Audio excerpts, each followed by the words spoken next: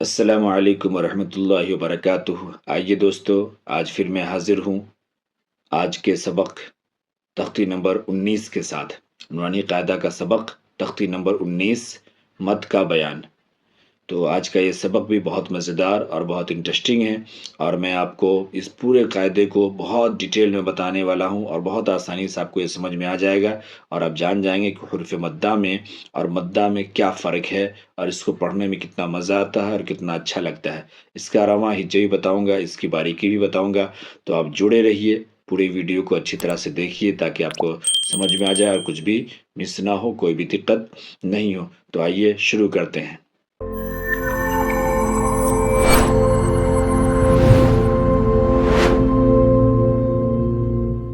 تختی نمبر 19، مد کا بیان۔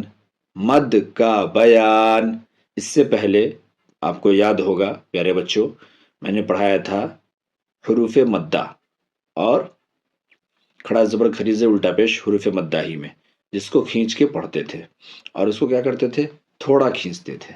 اب یہاں پہ یہ حروف مدہ نہیں بلکہ یہ مد ہے الگ سے۔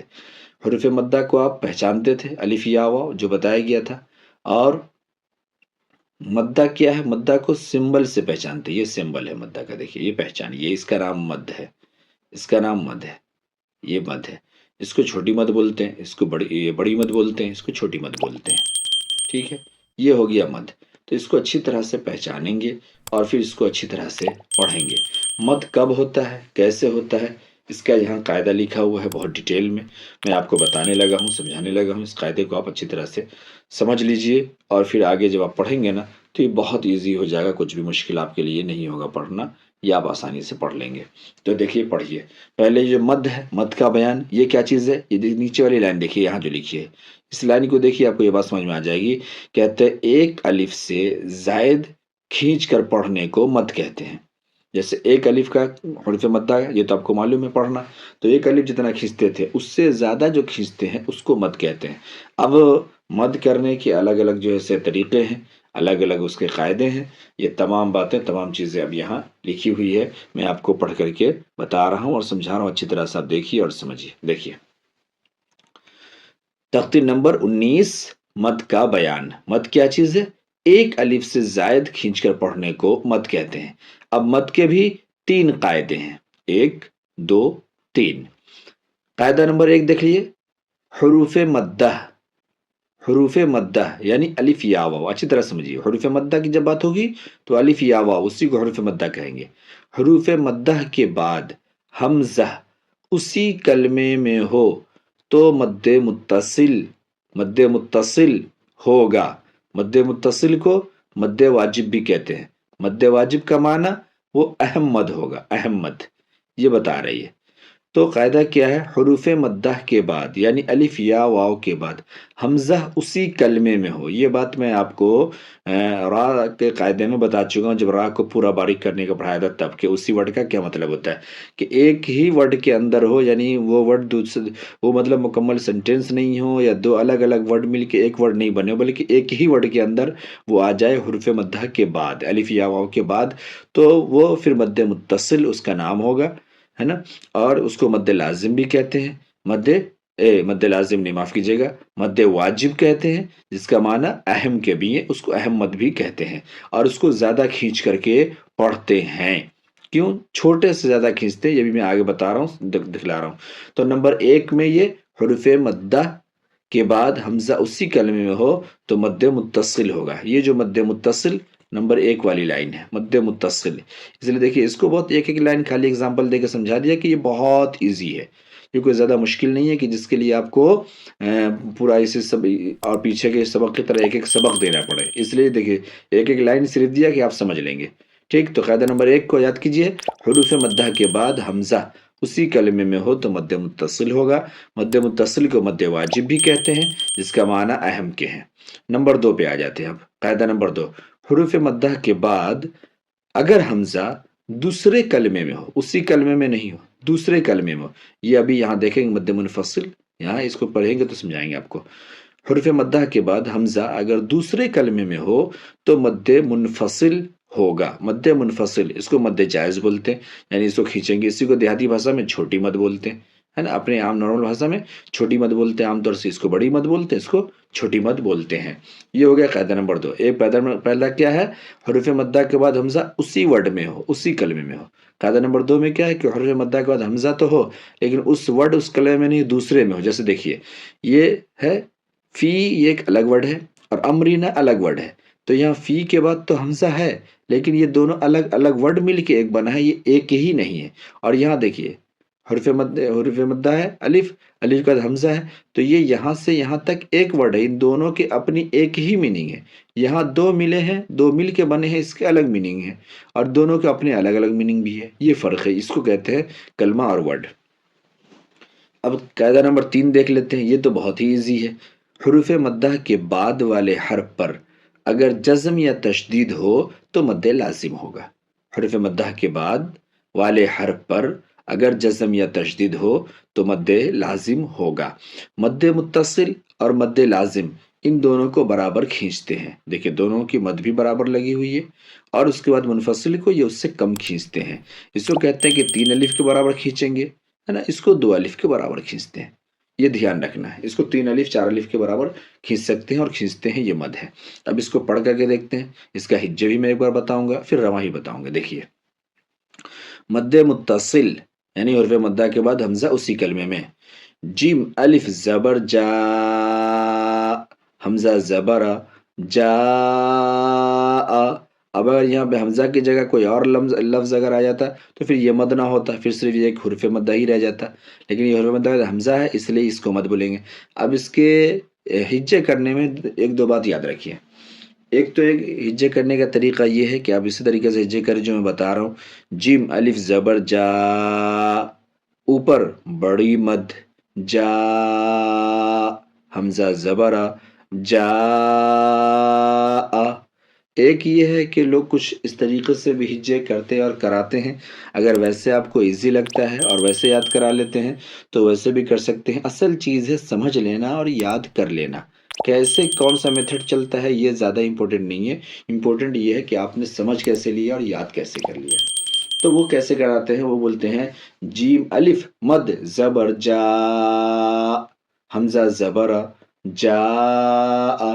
اب کسی کو اگر یہ طریقہ لگتا ہے کہ صحیح ہے، آسان ہے، ایزی ہے نا، تو اس طریقے سے وہ یاد کر سکتے، کوئی مشکل نہیں ہے. اور اگر نہیں تو ایسے یاد کریں جو میں بتا رہا ہوں، یہ بہت ہی ایزی ہے. جیم الف زبر جا، اوپر بڑی مد جا، حمزہ زبر جا.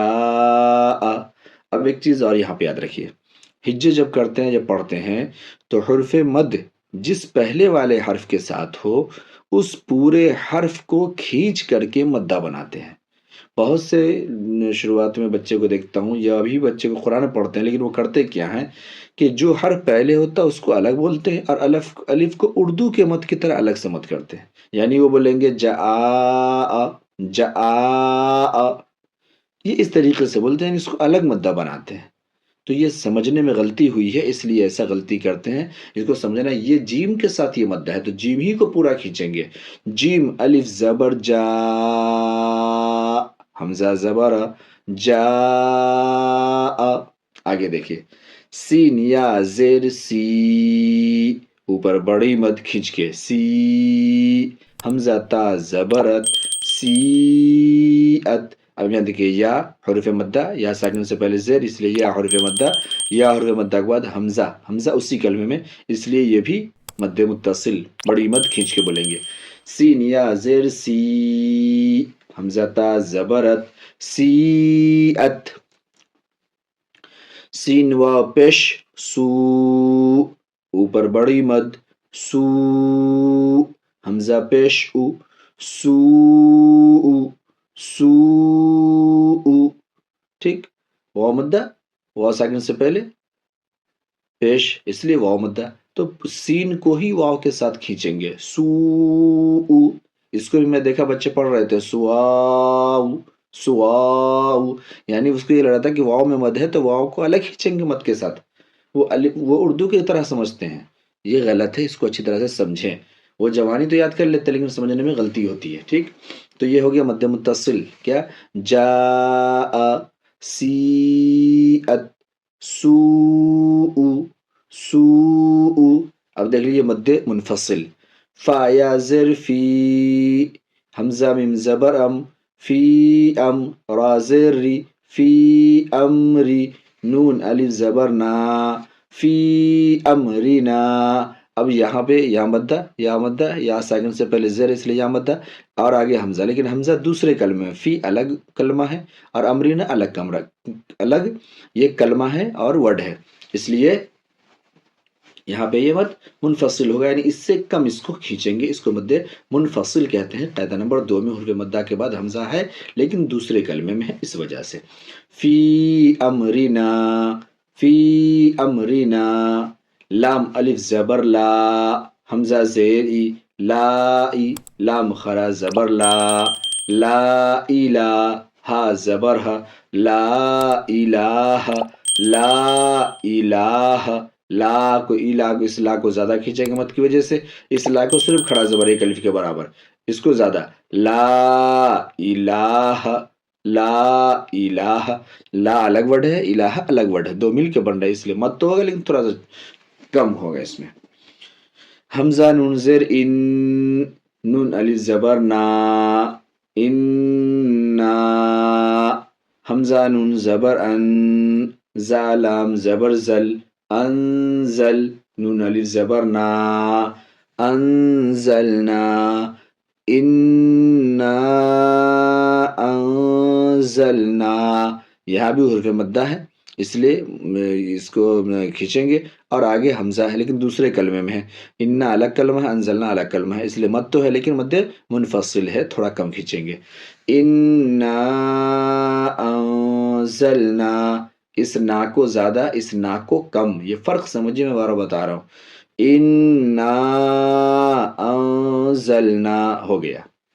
फिर आगे मद्दे लाजिम, मद्दे लाजिम की तारीफ क्या थी यहाँ पढ़ चुके हैं। हर्फ मद्दा के बाद जज्म या तशदीद आ जाए, हर्फ मद्दा के बाद जज्म या तशदीद आ जाए, हर्फ मद्दा के बाद जज्म या तशदीद आ जाए तो मद्दे लाजिम यानी बड़ी मद, इसको भी मद्दे मुत्तसिल की तरह खींच करके पढ़ेंगे। अब देख लीजिए इसका हिज्जे, हमजा लाम खड़ा जबर आल, ऊपर बड़ी मद आल, हमजा खरा जबर आल आ, नून जबर ना, आल आना। अब यहाँ पे कैसे हुर्फ मद्दा के बाद बन रहा है, ये हमजा के ऊपर खड़ा जबर है, खड़ा जबर बराबर है हुर्फ मद्दा के, और खड़ा जबर को आपने पढ़ा है पीछे, इसकी अलग से तख्ती नहीं है क्योंकि ये हुर्फ मद्दा अलिफ के बराबर, इसको खींच के बोलते हैं, तो ये हुर्फ मद्दा खड़ा ज़बर बराबर हो गया अलिफ के, और फिर ये आगे जज़म आ गई, इस वजह से यहाँ पे मद्दे लाजिम है। आल आना, आगे देखिए, हा अलिफ जिम ज़बर हाज, इस सब के हिज्जे को समझिए बच्चे, ये सब रवां याद कर लेते हैं, बहुत इजी है सुन के पूछ के, लेकिन हिज्जे नहीं समझ पाते, इसलिए आगे कभी इस तरीके के वर्ड आते हैं ना कुरान में तो दिक्कत होती है, इसलिए हिज्जे समझिए। हा अलिफ जिम तीनों को साथ में बोलेंगे, इसको उठा के से पटक देंगे, हा अलिफ, हा अलिफ जीम जबर हाज, ऊपर बड़ी मद खींचेंगे, हाज, हुर्फ मद्दा के बाद जीम में तशदीद मद्दे लाजिम, हाज, जीम पेश जू, हाजू, काफ जबर का, हाजू का, हाजू का। आगे देख लीजिए, वाह साज जबर वस, साद फा खड़ा जबर साफ, यहाँ भी वही कायदा, खड़ा जबर बराबर हुर्फ मद्दा के, जो यहाँ जो कायदा था, खड़ा जबर बराबर है अलिफ हुर्फ मद्दा के, और उसके बाद यहाँ पे फा में तशदीद है इसलिए मद्दे लाजिम। वस्साफ, ऊपर बड़ी मद खींच के, वस्साफ, फा खड़ा जबर फा, वस्साफा, ता ज़ेर ती, वस्साफाती, वस्साफाती।